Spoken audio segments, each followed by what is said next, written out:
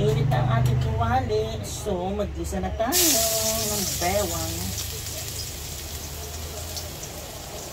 Kapapasin na siguro. Puro gulay, ano?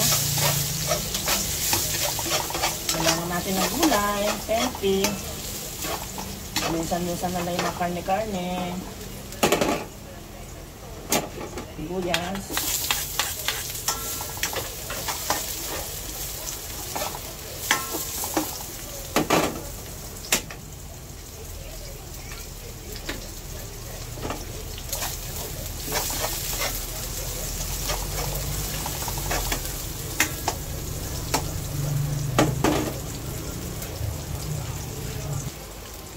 Then, let's put our sitaw.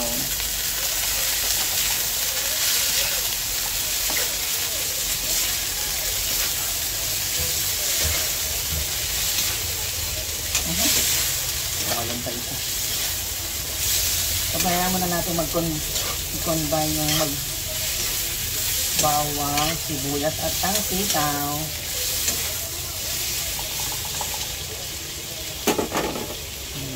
Iyan muna natin, ano?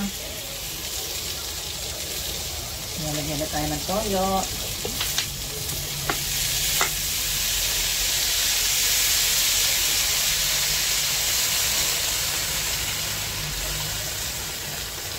And we're cooking adobong sitaw, ano? Ayan. Lagyan tayo ng suka.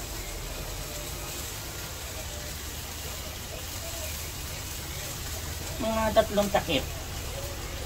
Ayan. Ayan lang natin.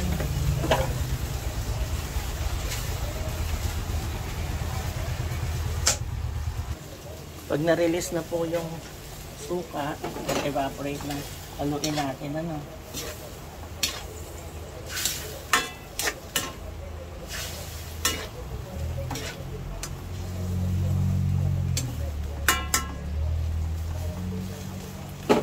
Lagyan lang natin ng konting pinakulong tubig. Konti lang. And simmer for 5 to 7 minutes. Ayan, luto na yan, ano? Lagyan natin ng garlic paste.